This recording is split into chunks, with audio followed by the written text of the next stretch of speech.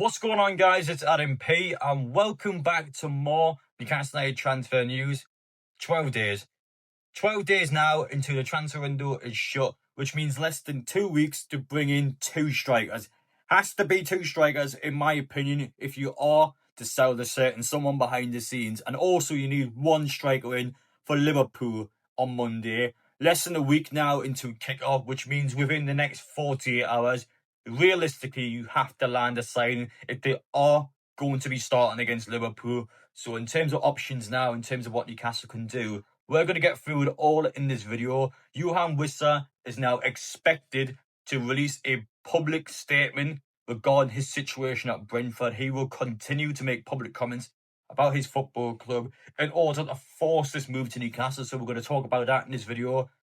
And it is also my second upload today. So make sure to go watch my previous video if you haven't done so already. We went into detail about Sky Sports' response to my video and how Sky Sports have actually used Newcastle United content against our own fan base. So I've showed you what's happened. I've explained what's going on there. So make sure to check it out if you haven't done so already. And finally, make sure to get down there and hit that subscribe button. Just about to hit 63,000 subscribers. So make sure you join the journey and join the 40% who are already on this journey, so you stay updated and you don't miss out on any upcoming uploads.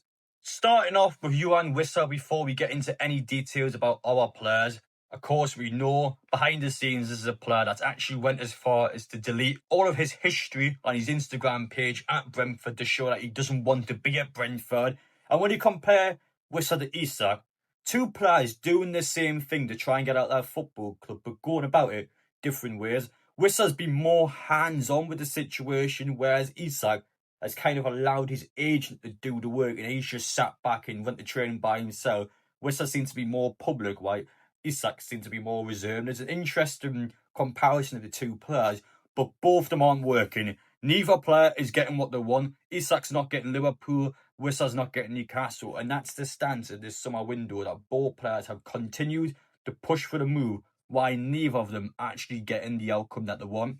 Now, Wissa is expected, according to the sources who have already reported about Wissa yesterday on his Instagram post, expecting a public statement from Wissa. Is now believed over the next couple of days that Wissa himself will now publish content on his Instagram page to explain what's happening at Brentford, why he wants to leave Brentford, and actually go into detail about his current situation. So it looks like the player, after hearing all the media noise, is actually going to make public comments. And of course, in a Brentford point of view, that's not going to be good for him. And I would argue for Newcastle, it's not going to be a good thing for us either, because it's going to be more noise, it's going to be more attraction, and it's going to be more attention, which would make a Wissa signing harder to complete.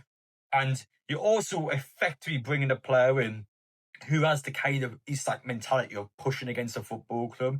So would you want to bring a player in who we've seen already at Brentford is willing to push them hard? Would you want that at Newcastle again? We've already got this going on with Isak. Would you want a second player to come in who's also got a history of doing this? It's a tricky one for Newcastle, and to be honest, we don't have the choice anymore. This is a player that desperately wants to play for Newcastle. If there is somehow a possibility there's somehow completing the deal, I still stand by Newcastle needs to do it. I think we do need to try and get Wissa if there is a move that can be completed. But of course, £60 million is just not even negotiable. That is just nothing you can do to even suggest that happened to Newcastle. It is mental money, and it's something that we shouldn't be doing. And there's now been Soloff at Atletico Madrid. He's now fallen out with the manager. Of course, he just played at the Salah Cup weekend last week. And looking at the situation, it's been a horrible summer across the footballing world. How many strikers now are just looking to do an Isak? How many strikers are just looking to push against their football club to force moves? And I feel like this mentality and this attitude that we're seeing from several players now is disgraceful. And just to see so many different football players now starting to do it this summer, I don't think it's on at all. But an example here of a different player, talking 35 million euros it would potentially take to bring him in. That's just too good for Newcastle to turn down a player who's done well in Spain last season. If there's even a chance of Newcastle bringing them in, as much as I don't want us to do this, as I just mentioned with Wissa before, if he wants to join us, you've got to be on it straight away. Any potential positive move you can go for now, we just have to do it. We are desperate at this point, less than 2 weeks to go. I feel like deep down Newcastle will want two strikers in and then we'll start Isak. But the club also needs to be prepared if we do not sign 2 strikers to keep Isak. Regardless of what he says, regardless of what his agent says, the club needs to stay firm. They need to stay strong. And I stand by, if it's not 2 strikers, Isak stays at Newcastle United this summer, regardless of what the supporters and regardless of what Eddie Howe and the players think. The club has to be in control of this situation. They have to be able to do what is deemed Liverpool fans to be the unthinkable. They have to be willing to keep Isak. And I'm someone who still is positive towards Isak. Now, when I first heard the news, I was shouting for Newcastle to sell this player. Get him out straight away. Get him out. We'll replace him. But due to the fact we can't replace him, I'm now starting to not defend the player, but I'm starting to now openly, as much as I don't want to say, invite him back into Newcastle United, because this is a guy, he's talking 5 weeks ago when Alanga signed for Newcastle. Look at Isak's response on Instagram. He's putting the love heart eye emoji in there. He's clearly a player that was happy with Alanga's sign, and that was just over a month ago now, believe it or not. And even last season when we won the Carabao Cup, I mean, look at his messages on Instagram. I love you guys. What a moment this is. And deep down, now, as I mentioned before, he hasn't been as vocal as Wissa. I think he's heavily put all of his faith into his agent. He's went, well, agent, you go on, you make all the noise, you do everything. I'm not going to play for Newcastle. I won't train for Newcastle. You tell me what to do. I will do it. You do the rest. And Isak has a more reserved approach to this, and he's just letting his agent crack on and trying to force him out of Newcastle. But this is a player, I'm telling you now, that transfer window closes. He will play for Newcastle now. He will not go on strike after that window closes, and he will not continue this stance once that window closes. 25 years old. He's in the prime of his career. I've seen people go, oh, it doesn't matter if he's on strike, Adam. He'll still be in the Sweden squad next summer. I'm not buying that. If Isak does not play for Newcastle this summer, the Sweden manager is not picking him. He will not pick Isak based on that attitude. He wants the player, of course, to be fit to play for Sweden at the World Cup. He wants his player to be fit to be involved. And Isak's point of view, he will not waste a year of his career. Of course he won't. He will get, as much as you don't want to say, he'll get more money, he'll get a release clause, and he'll come back into Newcastle. And it will either be until January or until next summer, he will play for Newcastle. This has happened before. Remember Luis Suarez back in 2013 told Liverpool, I will not play for you guys again. Went on to score 31 goals and left the summer afterwards. Had his best ever season at Liverpool. Harry Kane famously said, I'm not going to play for you guys again. Missed the first training session in the summer. 2 years he spent at Tottenham after that. Scored a bunch of goals and then left Tottenham. This has happened before. It's not brand new in football. This isn't a one-of-a-kind situation. This has happened before to better players, with all due respect to Isak. Better players at better football clubs with better situations. They have came back. Isak, if that window closes, will come back. It's not unsustainable. It's not impossible. He will come back into that Newcastle team. Let's be honest, as football fans, we are fickle. We, of course, are angry and upset at Isak now. Give that a few weeks and he starts scoring goals. We'll all be cheering. We all will be cheering for him. And while we won't forget what's happening, we'll all be welcoming Isak back in. It's not impossible. This has happened before in football. And I'm telling you now, 12 days' time, that window closes. We will integrate Isak back into the squad. Slowly, he'll be on the bench. He'll have the media messages from the club, be apologising to the fans, but you'll come back in, you'll play again. I have no doubt about that. And I'm telling you, 12 days' time, Isak, whether you like it or not, if we don't get 2 strikers in, he will play for this football club again.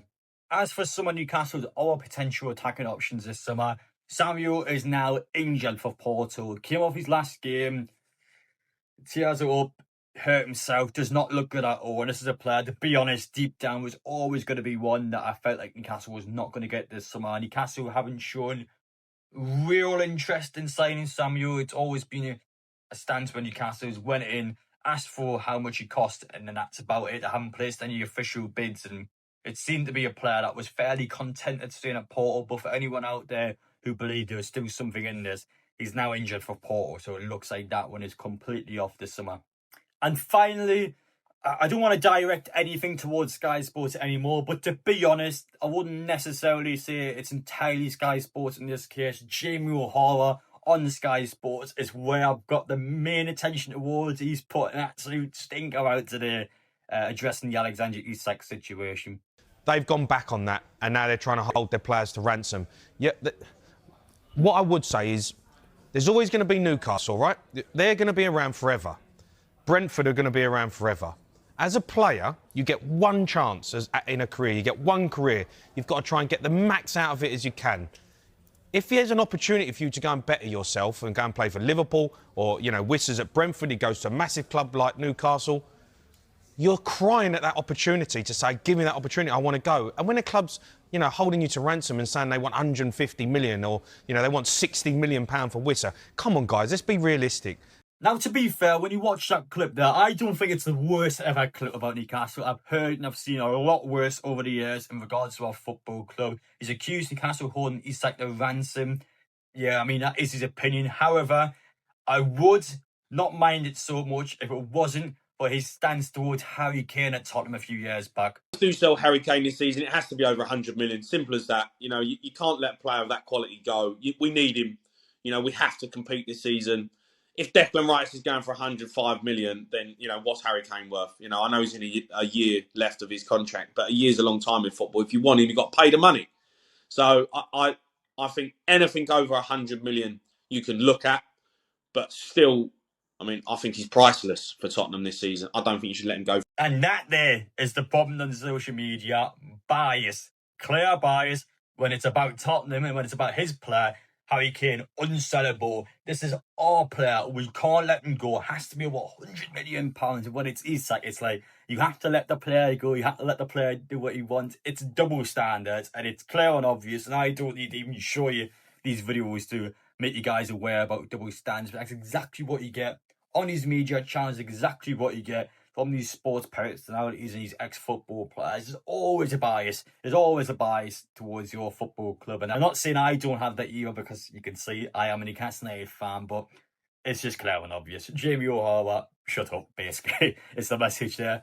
But deep down, we'll sort this out. 12 days left to go. Currently, we have Isak. That's a fact. Currently, we have the best striker out of this situation. Regardless of who we bring in, Isak's the best player. He is the best player of the lot. And by keeping that player, regardless of his stance, that is still currently the healthiest situation for our football club. Without two strikers coming in, he stays. There has to be the message this club gives, and it's his fault. And we're in this situation because the players made it harder for Newcastle to bring transfers in, because everyone deems us to be a desperate club. And the player has to understand he's at fault for this. We'll move on. He'll come back in, whether he likes it or not currently. We're going to move on. We're going to have a good season. We'll have a successful season. We'll bring one striker in. I'm confident one player will come in at least. And then, whether he likes it or not, he will start to come back into our squad. I'm sure once he gets his pay, once he is allowed to play for Newcastle again, I'm sure he can come in and score goals. Come on. Come on, Alex. Deep down, you know you've had some good years at Newcastle. You know the fans love you. You know you've had some amazing time with your teams at Newcastle. There is nothing stopping you from coming back in now and having that support again. Be the man. Go to the training ground. Have the balls to go to the training ground with your teammates and admit you are wrong. Go in there and actually have the respect to your teammates, apologise to them and crack on. It happens. We've seen it before with better football players. This does happen to our football players. I get that money's got to your head. It's heavily agent driven. Let's be honest, your agent is all over this. It is heavily agent driven. And that's essentially your excuse. That's your get out of jail card. You can just tell everyone it was the agent and you can come back in and play for Newcastle again. Whether I like it or I don't like it, and whether someone else likes it or don't like it, just come back to Newcastle and play, because you're not going this summer. We can't get these players in, and you know that. So come back to Newcastle. Once that transfer window closes, you'll be welcomed back from Eddie Howe. You'll be welcomed back from the players, and you do have to earn the right to play for Newcastle. You do have to earn the respect again of those fans. But there's nothing stopping you from doing that. You can do that. You've got the ability to do that. You've got the, I like to hope you've got the respect after this window closes to come back and do that. And it's your career. Listen, we're still going to be here after you retire. Our fans are still going to be supporting Newcastle after you're gone and you stop playing football. But it's your career now. Make it what you can. You've had some good years in Newcastle. One more year, give it what you got, and then you go to Liverpool next summer. That seems fair. I think everyone feels like that's fair. We've clearly tried to sell you. It's not happening. Deep down, I would have loved to sell you. If we get good money for you now, we've got the players in that we wanted. I've got no issue with you going to Liverpool. But your actions and your stance has stopped Newcastle from doing that. And while we are also self-inflicted because we haven't been able to attract players and haven't been able to get this issue sorted nice and early, but we'll move on. You'll come back into the team and you'll crack on, and that's how it's going to be, whether we like it or not, unless two attackers come in. Two attackers come in, we'll change the scenario and then Isak can go. I just don't think it's going to happen. I think it's one attacker and Isak stays. That's my honest opinion. That's what I think is going to happen. But you guys let me know down below. It's going to be an interesting reintegration process. It's going to be interesting to see him come back into the team. But looks like it's going to happen. Looks like that's going to be the situation. And deep down, I don't mind that. If he gives 100%, if he plays and scores goals, I've got no issue with that. So let's see what happens. Hope you all enjoy the video. Hope you all take care. Let me know your opinions down below. And we'll see you all in the next one.